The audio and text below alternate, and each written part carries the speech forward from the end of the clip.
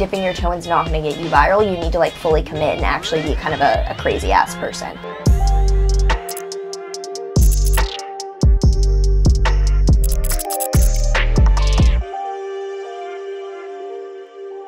Hi, I'm Katie Kaps, co-founder and co-CEO of HigherDOSE. And today on Hot Seat, I'm here with Maren Altman, who is a crypto, astrologer, and TikTok personality. We're going to be doing a 60-minute sauna session, deep diving into all things astrology and crypto. So are you ready to get hot? I guess so. All right, let's go for it. Cool. So how did you get into astrology? So when I was learning to read pretty early on in the newspaper, the horoscopes were next to the cartoons. So I just automatically started reading them and found it fascinating. I just studied it nonstop and couldn't stop searching for everything I could find. So it was like a nonstop obsession just throughout my entire childhood. And what's your sign? Virgo.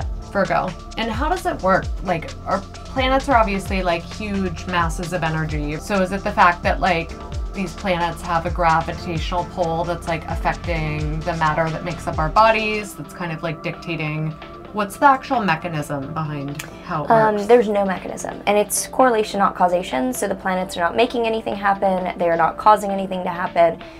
They're a mirror for reality. Like, you wouldn't blame the clock for the sunset. The clock is simply telling you that sunset's happening at this time. I have a philosophy background, and I often wrote against this, is that I really caution on anything saying that there's gravitational, electromagnetic influence on humans. There's absolutely no evidence of that, and I think that it demeans the valid thing that we can see, that's correlation. So you can either study it as a mirror for reality or refute it entirely. I know you use your astrology practice to forecast crypto. How did you like start combining these two fields? So I was graduating from NYU in 2020, and I had no money, no financial awareness, and I was like, I should learn basic investing so I'm not like homeless. Immediately began researching finance, found crypto through that, and found the argument ethically very compelling for decentralization, and found it very interesting, just the volatility. And with astrology, you can study the cycles of anything. You can look at the planets at any time and see the correlation. The latest news, I guess, was the big FTX collapse. Yeah. Was there any astrological signs of something big like that happening? Very strongly. There was a very chaotic lunar eclipse, and I was pretty vocal about that for months, that it looked like a really big financial disaster. So I was just like, guys, like, stay safe. I didn't know it was FTX in particular, but I did know it looked very chaotic. And how did you become so successful at trading? Well, for one, I was trading during a crypto bull market. It was a little bit difficult to lose money, but also I really enjoyed the game of it, where I can look at really direct indicators and have little to no emotional bias. I don't really care, but I was good at it because it's pattern recognition and just like clicking a button in accordance to a pattern that you see coming. So I don't really care about up or down. I was just looking at the pattern. And you studied philosophy, so where did you land with that? Like, what would you say are your philosophical beliefs? I'm very stoic and I'm very utilitarian. So I feel like I weigh everything out with ethical algebra. That's what I consider a utilitarian to be, like how to reduce harm and minimize output. And I think that that eases a lot of issues, because a lot of issues come from holding beliefs for no reason.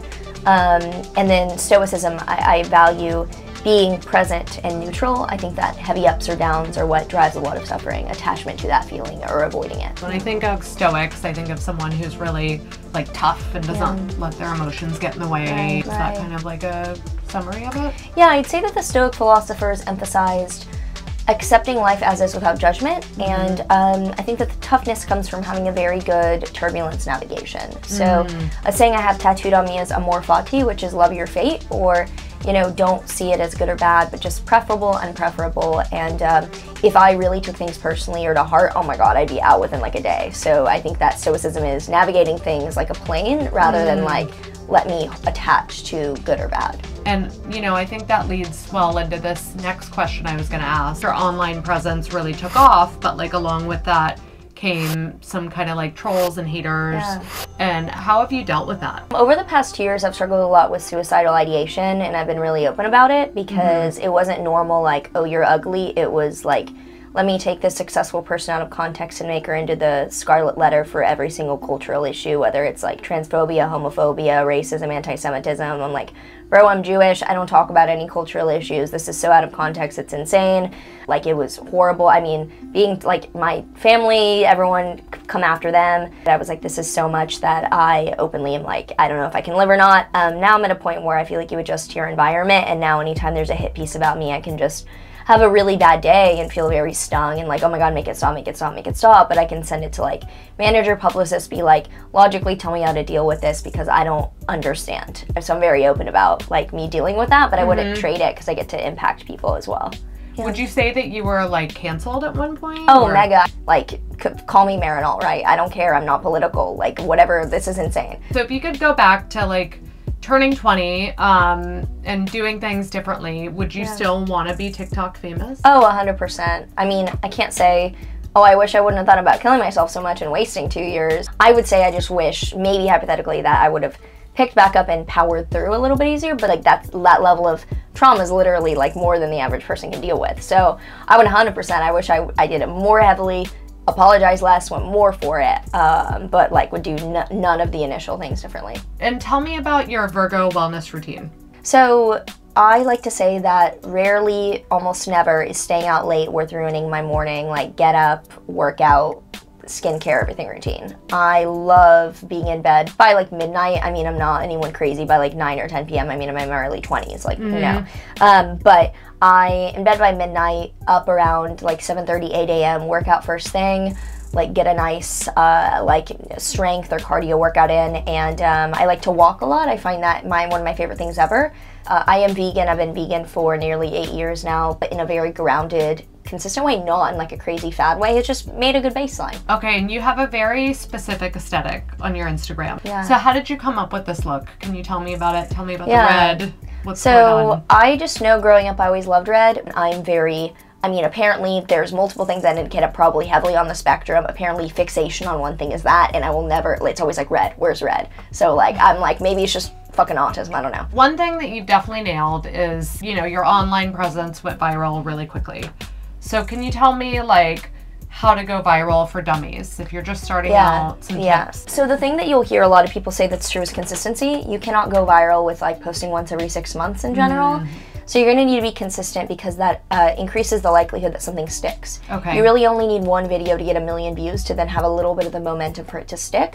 So consistency, in the beginning, it's helpful to niche down. You need to be known for something because no one is gonna want you if you're like, oh, a biologist, also a DJ, also a gardener, like, I don't care. You can't be, no. And you need to be honest with yourself about like, why would someone follow you and what you want to do to emphasize that, because if you are doing a video and you're like, well, I'm just gonna half-ass this, I just wanna like kind of dip my toe in, dipping your toe in is not gonna get you viral. You need to like fully commit and actually be kind of a crazy ass person.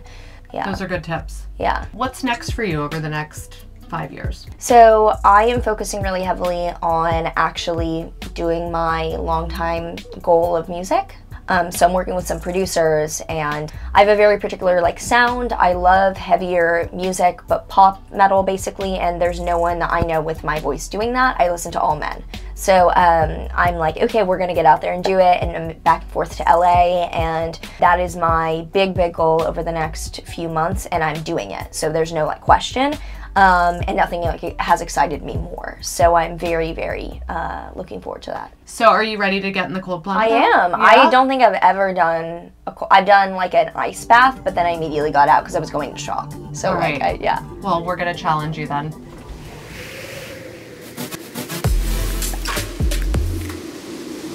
You ready for this? No, but wait, that's all right. Never. I'm never ready either. Let's do it. I think it's like 45 degrees in here. Oh my god! Yeah, there's no lower. I cannot feel my legs. Feel like singing a song or anything? I don't have access to my diaphragm currently, so. There's some things that I'm like a really like hard ass on, but when it's like sensory things, I have a very low tolerance. How did you get through the pain of all your tattoos? It's not bad. It's truly not bad. I'd like to describe it as it's a cat scratching over a burn. It's a very dull numb that will go away after a few minutes because like painkiller kicks in from your own body. It's getting easier. It's getting a little bit easier. Right? A little bit. Not dying. I think I'm gonna have to get out. I think I'm gonna try and do the last 30 seconds. Yeah, she is stronger than I. I don't have my arms in, so I'm kind of cheating anyway, but yeah. All right, I'm out of here. Good work. We did it. Maren, thanks for coming. You rocked it. And everybody watching, please subscribe to the HigherDOSE YouTube channel for more episodes of Hot Seat.